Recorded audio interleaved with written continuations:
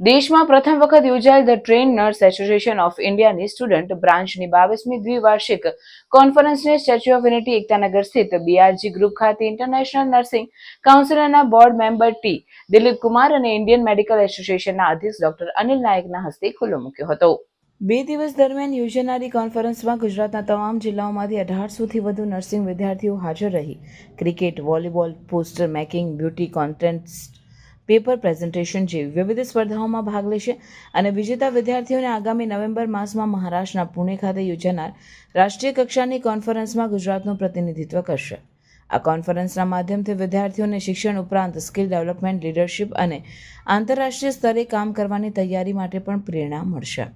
આ વેળાએ international nursing કાઉન્સિલના બોર્ડ મેમ્બર ટી દિલીપ કુમારે જણાવ્યું હતું કે આ કાર્યક્રમ વિદ્યાર્થીઓના વ્યાવસાયિક જીવનમાં માર્ગદર્શનરૂપ સાબિત થશે.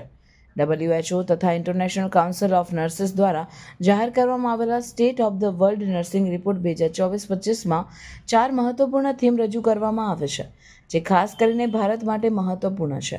નર્સિંગ માટે ફંડિંગમાં વધારો કરવો જોઈએ, નર્સિંગ પદોની સંખ્યા વધારવી જોઈએ, લીડરશિપ માટે વિશેષ તાલીમ આપવી જોઈએ, સર્વિસ ડિલિવરી મજબૂત બનાવવી જોઈએ.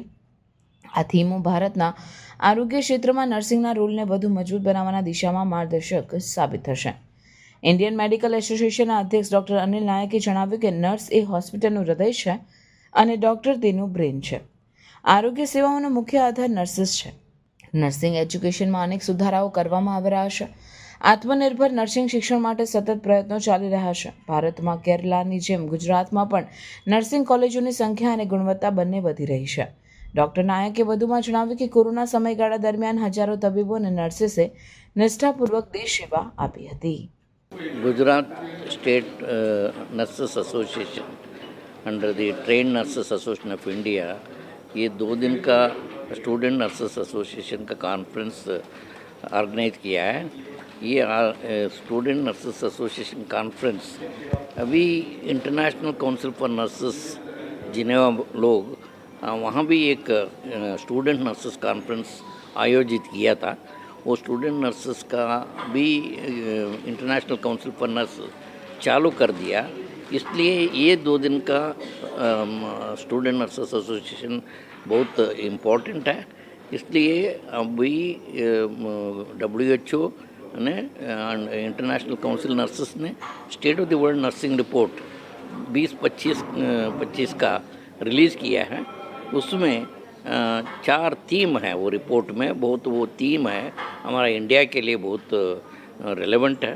तो पहले थीम है सभी कंट्रीज़ को WHO बोल रहा है भाई ज़्यादा खर्चा नर्सिंग के लिए करना चाहिए. नंबर 2 थीम है वो पोजीशंस है नर्स पेशेंट रेशियो का वो नॉर्म से पोस्ट क्रिएट करना चाहिए.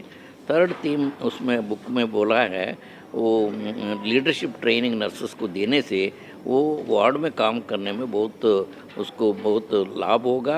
उससे पेशेंट का आउटकम एंड इम्पैक्ट का बहुत लाभ मिलेगा. और 4th थीम है सर्विस डिलीवरी. इसमें वर्किंग कंडीशंस है वो WHO बोल रहा है सभी कंट्रीज़ को नर्सेस नहीं है तो यूनिवर्सल हेल्थ कवरेज अचीव नहीं कर सकता है.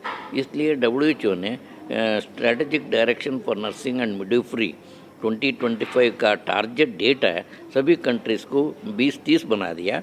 इस 2030 में सस्टेनेबल डेवलपमेंट गोल्स है यूनाइटेड नेशंस का. इंडिया भी उसका सिग्नेटरी है. ये मैटरनल मार्टालिटी, इन्फेंट मार्टालिटी ये सभी वन ऑफ द एजेंडा है. सो इसलिए WHO बोल रहा है नर्सेस नहीं है यूनिवर्सल हेल्थ कवरेज अचीव नहीं कर सकता है. इसलिए ये 2 दिन का आयोजन बहुत टाइमली है. स्टूडेंट्स इसको पार्टिसिपेट करके अल्टीमेटली वो काम करने में अर्लियर कैरियर फॉर नर्सेस के लिए बहुत अनुकूल होगा. सो ऐसा कॉन्फ्रेंसेस ज़्यादा एवरी ईयर करना चाहिए. इसके लिए नहीं है वर्किंग नर्सेस को भी कॉन्फ्रेंस करके कैपेसिटी बिल्डिंग करने से वो वार्ड में काम करने में बहुत मजबूत होगा. इसमें पेशेंट्स को लाभ मिलेगा. आज केवड़िया कॉलोनी खाते गुजरात नर्सिंग एसोसिएशन TNI ब्रांचनी कॉन्फ्रेंस थी. એમાં ઇન્ડિયન નર્સિંગ કાઉન્સિલ અને ગુજરાત નર્સિંગ કાઉન્સિલના બધા પદાધિકારીઓ પધારેલા. નર્સિંગ એજ્યુકેશનમાં જેટલો સુધારો થાય અને જેટલા પગ આત્મનિર્ભર બને એ માટેના સૌ પ્રયત્ન કરીએ છીએ. એજ્યુકેશન સારું થાય. ઇન્ડિયન મેડિકલ એસોસિએશન અને નર્સિંગ એસોસિએશન, નર્સિંગ પ્રોફેશન એ કદમથી કદમ મિલાવીને કામ કરે છે અને એનું પરિણામ તમે કોરોનામાં જોયું છે. કોરોનામાં હજારો તબીબોએ અને નર્સોએ પોતાના જીવનું બલિદાન આપ્યું અને દેશને બચાવ્યો. આજે નર્સ એ અમારા હોસ્પિટલનું હૃદય છે અને ડૉક્ટર એ બ્રેઇન છે. તો હૃદય જેટલું મજબૂત હશે એટલું જ કામનું. એક વખત એ બ્રેઇન ડેથ થાય તો ચાલે, પણ હૃદય બંધ થાય તો આખો ધંધો નિષ્ફળ જાય. તો મુખ્ય આધાર નર્સિસ છે આરોગ્ય સેવાઓનો. તો નર્સોનું જેટલું એજ્યુકેશન છે એટલી સ્કિલ મળે. અને આજે હું ગૌરવ સાથે કહી શકું છું કે પહેલાં ઇન્ડિયામાં કેરલાની નર્સનું મહત્ત્વ હતું, પણ ડે બાય ડે જેમ ગુજરાતમાં નર્સિંગ કોલેજ જે રીતે વધી રહી છે અને એજ્યુકેશન સારું થઈ રહ્યું છે, આજે વિશ્વભરમાં ગુજરાતી નર્સોની ડિમાન્ડ વધી ગઈ છે.